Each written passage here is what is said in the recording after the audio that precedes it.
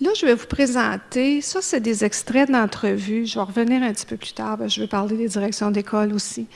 Mais j'ai fait, comme je vous dis, je fais beaucoup de recherches dans le domaine de l'éducation et j'ai plusieurs projets qui ont été faits avec des enseignants et des enseignantes. Puis ce que j'ai fait, j'ai pris 3 ou 4 extraits d'entrevues pour vous montrer un petit peu comment les enseignants et les enseignantes se sentent, surtout par rapport à la question de la diversité raciale et ethnique, mais aussi sur le plan de la diversité linguistique. Alors ça, c'est une enseignante de la maternelle qui est de la région d'Ottawa et qui a beaucoup d'expérience. C'était à 30 ans d'expérience, là, elle aurait pu prendre sa retraite. Et donc, elle a commencé quand même, il y a 30 ans, la question des minorités raciales et ethniques n'était pas là. Mais ce qu'elle a pu voir dans son expérience, c'est un changement au niveau des clientèles sur le plan linguistique aussi. Alors, ce qu'elle dit, elle, c'est certain qu'il y a eu des grands changements là, dans les 10 dernières années. Moi, je trouve que l'assimilation est beaucoup plus forte. Là, elle parle vraiment de la question linguistique, de l'influence de l'anglais dans les écoles de langue française. Puis là, elle saute, puis là, elle me dit, on a aussi ouvert la porte à beaucoup d'immigrants. C'est que depuis les 10 dernières années, notre clientèle a changé beaucoup. Avant ça, j'enseignais qu'à des francophones surtout, mais maintenant, c'est vraiment une clientèle mixte. C'est intéressant, c'est pas un reproche, mais ça rend notre tâche plus difficile, plus complexe. Ça a doublé notre tâche d'une certaine façon. Alors ça, c'est une autre enseignante. Première année d'enseignement. Donc, en principe, c'est pas une nouvelle question, là. Alors, elle me dit, au début, j'avais 29 élèves le matin et 30 l'après-midi. C'est encore dans la région d'Ottawa où les nombres sont quand même un peu plus élevés. C'est un très grand nombre d'enfants pour une seule personne et pas de français, pas de façon de communiquer. Ils entrent dans la classe et tu ne peux même pas leur dire, tu sais leur dire, ceci est un crochet, ils ne savent pas ce que c'est le mot crochet et ils ne savent pas ce que le mot crochet signifie. Alors, il y a ça, on parle vraiment d'enfants là, qui arrivent, qui débarquent, là. Puis aussi de des enfants qui n'ont peut-être pas été élevés en français. Là. Formation à l'enseignement. Elle, c'est une enseignante qui travaille à Toronto, mais qui, quand elle a commencé, dans certaines écoles, ils avaient les classes d'accueil, c'est-à-dire les classes pour les nouveaux arrivants, les nouvelles arrivantes.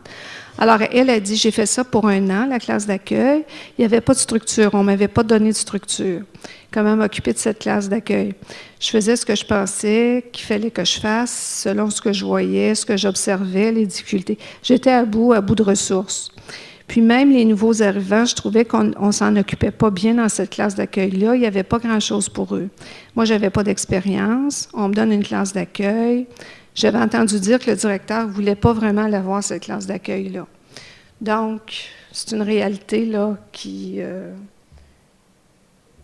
parfois, que les gens peuvent vivre. Alors, une dernière par rapport encore à la formation.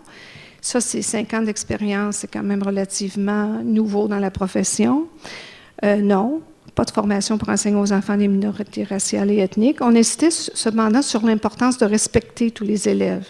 Mais à savoir si cela se reflétait dans ce qu'on devait enseigner aux élèves, là, alors, pas du tout.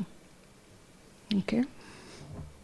Ça, c'est juste pour vous donner une idée de ce que des fois les enseignants, les enseignantes peuvent nous dire. Mais encore là, des fois, il y a des choses qu'il faut prendre, il y a des choses à prendre et à laisser, là, mais je peux dire que de façon générale, ce que j'ai pu voir ces dernières années par rapport à cette question-là, c'est qu'on ne semble pas très à l'aise avec cette diversité de clientèle.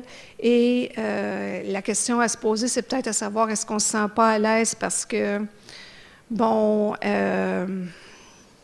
est-ce que c'est dérangeant parce que les gens ne sont pas tous pareils, pas tous au même point, ou si c'est vraiment une question là, de formation et puis de pas trop de dire bon, on n'est pas assez formé pour le faire. Là.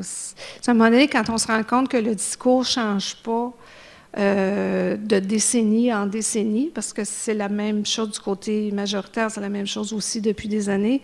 Il faut peut-être se poser une question à savoir, bon, la façon dont le système est organisé, est-ce que ça tient vraiment compte de ces changements-là? Mais ça, je vais en reparler un petit peu plus loin. Maintenant, on a parlé des enseignants, puis ma conférence porte sur les enseignants, sur le personnel enseignant, mais je pense que le personnel enseignant, il est encadré par un personnel de direction. Puis souvent, ça, il n'y a pas beaucoup de recherche qui se fait sur le personnel de direction. C'est peut-être un domaine, ça, qui pourrait être plus développé au niveau des universités. J'ai des collègues qui travaillent là-dedans du côté francophone, mais il n'y en a pas tant que ça. Puis là, j'arrive encore avec mes conseils, mais que je n'appellerai pas de recommandations, là. Mais une chose qui ressort quand on parle avec les enseignants et les enseignantes, c'est ce que je disais tantôt, c'est que les enseignants, on semble avoir besoin de davantage d'appui concret, plus que ce qu'ils ont présentement. Par rapport surtout, ce que j'ai vu peut-être depuis la fin des années 90, j'ai vu un changement dans le discours du personnel enseignant quand on parle de la question des clientèles scolaires. Avant la fin des années 90, les enseignants et les enseignantes parlaient surtout par rapport à la diversité linguistique, qu'on n'avait pas assez de ressources, puis que c'était plus difficile, puis que les enfants ne parlaient pas bien français, puis ils avaient de la misère à comprendre ça. Puis, disons, depuis là, peut-être le début des années 2000, ce qu'on remarque, c'est que là, on parle beaucoup plus, on parle encore de la diversité linguistique puis des problèmes de l'influence de l'anglais, mais dans le discours, ce qu'on retrouve maintenant, c'est beaucoup de propos qui ont à voir avec les minorités raciales et ethniques. Comme quoi, on ne sait pas comment travailler avec ces jeunes-là, parfois par rapport à la langue, mais aussi, un exemple, le rapport avec les parents.